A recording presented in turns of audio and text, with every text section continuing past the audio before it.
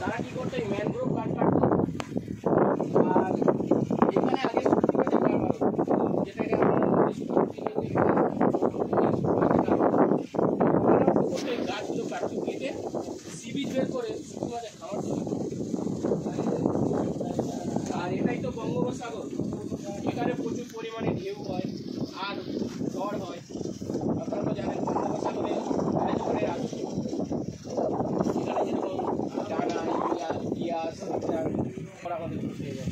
তো সেইভাবে এই দ্বীপের উপরে যে সিগুলো, যে গাছগুলো নেই, এই গাছের কিন্তু অনেক ক্ষমতা, একটা 20তলা বিল্ডিংয়ের মতো ক্ষমতা রয়েছে। এর দুটো মূল রয়েছে, একটা শ্বাসমূল, একটা শেষমূল, যেটাকে মাটি আপড়ে ধরে রাখছে। গাছগুলো দিকটাকে বাঁচিয়ে রেখেছে। তো এই গাছগুলো কেটে ফেলার ফলে কী হচ্ছে, এই যে এত বড় বড় ঢেউ, এই ঢেউগুলো গিয়ে ওই সি বিচের উপরে আছে বলছে, আর সি বিচটাকে নষ্ট করে দিচ্ছে। সি বিচটা পরপর আগে ছিল 19,000 হেক্টর, এখন কমে হচ্ছে 10,000 হেক্টর। এই সি বিচগুলো ওই যে যারা চুক্তি মাছ করতে আসতো, ওরা আসতো 4 মাসের জন্য এসে কী করতো, প্রতি বছরই ওরা গাছ কেটে সি বিচ বের করতো খাবার তৈরি করার জন্য।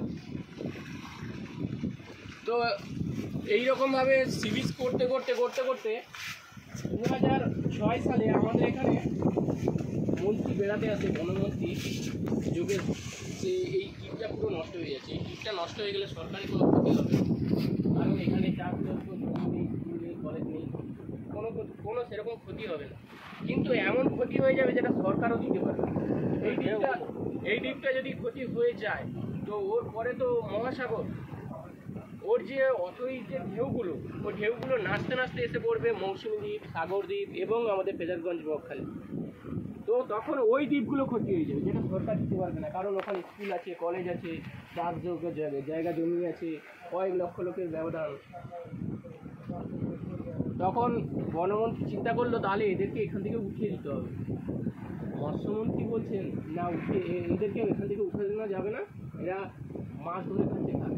তখন করা দিনে বামফ্রন্ট আমলে দুটো মন্ত্রী ছিল, বনমন্ত্রী ছিলেন যোগেশ বর্মন আর মৎস্যমন্ত্রী ছিলেন কিরণ ময়নন। দুটোর মধ্যে একটা ছিল,